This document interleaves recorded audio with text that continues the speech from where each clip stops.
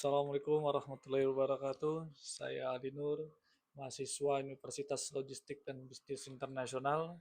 Dalam presentasi video kali ini, saya ingin menjelaskan salah satu tugas ATS saya untuk mata kuliah Sistem Logistik dan SCM dengan bab Relevance to the Future of Logistics Summary and Trend Overview dengan dosen pengampu Profesor Dr. Insinyur Agus Purnomo.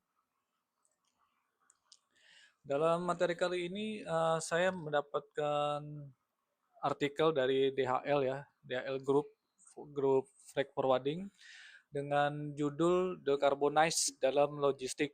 Baik, saya akan mencoba menjelaskan rangkuman yang sudah saya baca untuk decarbonize ini. Tren dekarbonisasi adalah gerakan global untuk mengurangi jumlah karbon dioksida dan setara karbon dioksida di atmosfer dengan tujuan mencapai netralitas karbon. Hal ini sangat penting bagi sektor logistik karena rantai pasok menghasilkan 60% emisi karbon global dan logistik sendiri menyumbang 10% dari emisi gas rumah kaca atau GRA secara global. Pendorong dekarbonisasi. Yang pertama, regulasi dan kebijakan internasional ya, tentu sangat berperan. Jadi kekhawatiran global tentang perubahan iklim dan inisiatif kebijakan seperti Erevan Council Green Deal and EU Sustainable Finance meningkatkan tekanan pada organisasi untuk melakukan dekarbonisasi. Perkembangan tren ini diperkirakan akan semakin cepat ketika regulasi mewajibkan mengungkapkan jejak karbon produk dan layanan. Dampak lingkungan, logistik harus berubah untuk mengurangi karbon emisi CO2e dari operasional karena hampir semua segmen rantai pasok terpengaruh oleh tren ini. Baik, jadi ini juga selaras ya dengan uh, tujuan dari pemerintah Indonesia juga memiliki target tahun 2050 itu sudah rendah karbon. Jadi uh, artikel ini sangat pas. Lalu adanya tantangan transparansi dan pelaporan karbon. Nah, ini masih menjadi tantangan karena untuk pelaporan sendiri yang secara komprehensif emisi produk pada lingkup 1, 2, dan 3 itu masih menjadi tantangan ya karena masih banyak organisasi logistik yang tidak melaporkan emisinya sama sekali. Padahal peraturan ini sudah diterbitkan oleh pemerintah Indonesia melalui Permen LHK tahun nomor 73 tahun 2017. Nah, sampai saat ini tantangannya ya ini belum ada laporan. Berikut adalah perusahaan logistik yang secara aktif melaporkan dan berupaya mencapai dekarbonisasi. Oh, ternyata masih ada ya perusahaan logistik yang melaporkan dekarbonisasi. Di sini saya rangkum ada 5 kelompok. Yang pertama, DHL Group adalah contoh perusahaan logistik global sebagai pelopor dan dalam pelaporan dan penyediaan solusi dekarbonisasi. Sesuai dengan misi materi ini adalah dari DHL, maka pastilah si DHL ini melaporkan dekarbonisasinya. Yang kedua ada PT KAI Logistik. Ini perusahaan logistik pertama di Indonesia yang mengimplementasikan Green Freight Logistik dengan layanan perhitungan dan pelaporan emisi gas rumah kaca sesuai standar internasional ISO 14083.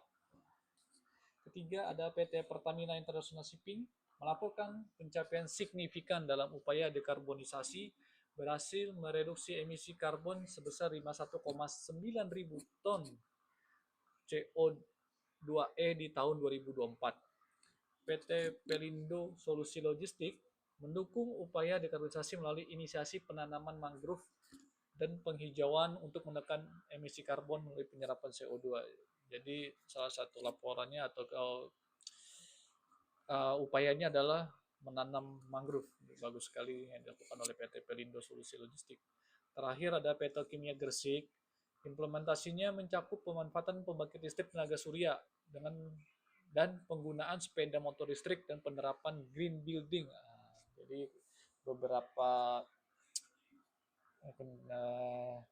asetnya sudah menggunakan sepeda motor listrik. Perhitungan karbon dan tracking. Bagi organisasi yang saat ini mengalami kesulitan dalam perhitungan karbon, mitra seperti DHL itu bisa menawarkan kalkulator karbon. memperkirakan, dan laporan yang diverifikasi secara eksternal. Hal ini memungkinkan perusahaan untuk menghitung emisi skop 3 dari satu pengiriman di seluruh rute perdagangan, termasuk data penyedia layanan pihak ketiga. Transparansi memegang kunci karena pencapaian visibilitas kemungkinan akan mendorong kepatuhan di seluruh rantai nilai dan sektor. Perhitungan karbon oleh DHL, terutama melalui layanan Go Green dan alat bantu seperti Carbon Calculator and Carbon Dashboard, dilakukan berdasarkan metodologi yang sangat terstruktur dan diakui secara internasional. Tujuannya memberikan transparansi dan data yang akurat mengenai emisi karbon dioksida atau setara karbon dioksida yang dihasilkan per pengiriman. Untuk standar dan metodologi utama yang digunakan ada 3 macam. Yang pertama ada protokol gas rumah kaca. Jadi DHL menghitung, melaporkan, dan menimbang emisi GRK mengikuti standar global IN 16258/2012. Ini adalah standar dari Eropa untuk metodologi perhitungan dan deklarasi konsumsi energi dan GRK dari layanan transportasi. Rangka kerja GLIC. DHL juga patuh pada pedoman Global Logistic Emission Council yang menyediakan metodologi terpadu untuk menghitung emisi logistik end-to-end.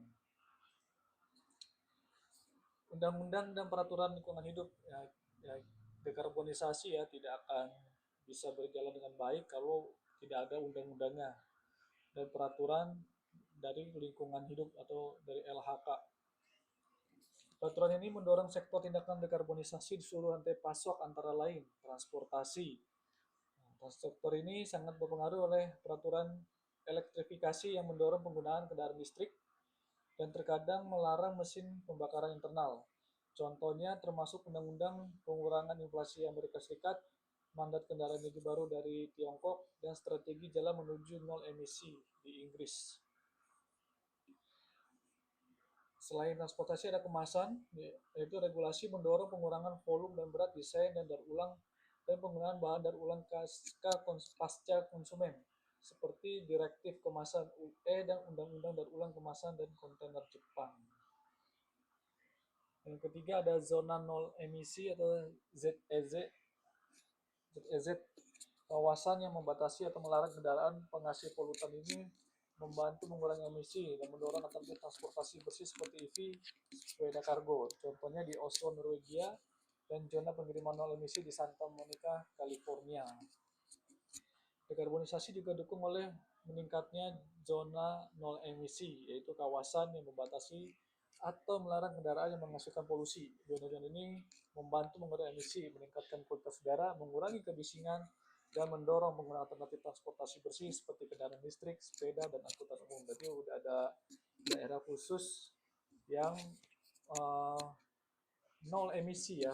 Contohnya udah ada di Oslo dan di Santa Monica.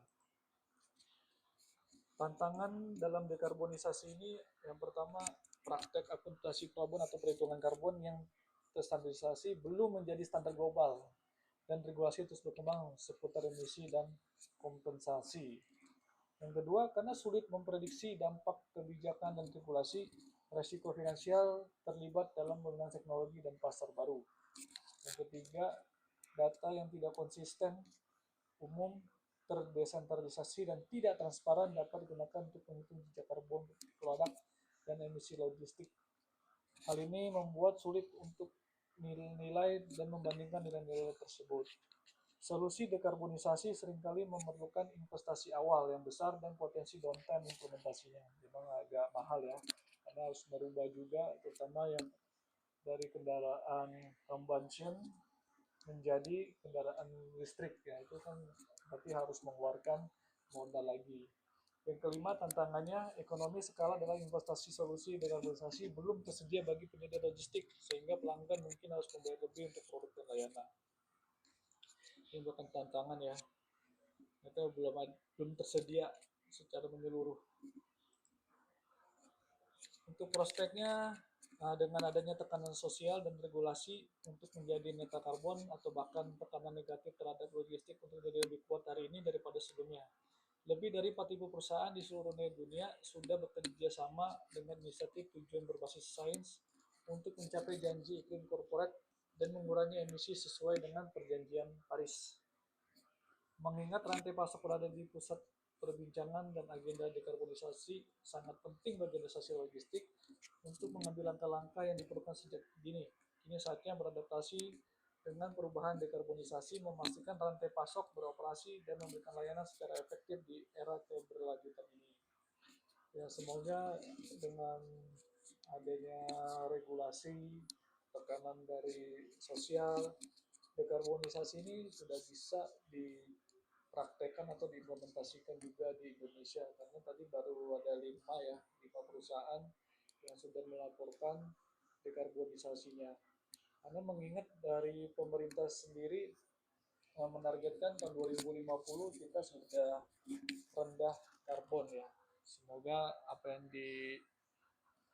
diciptakan dapat tercapai. Baik, ini saja presentasi dari saya. Semoga bermanfaat. Assalamualaikum warahmatullahi wabarakatuh.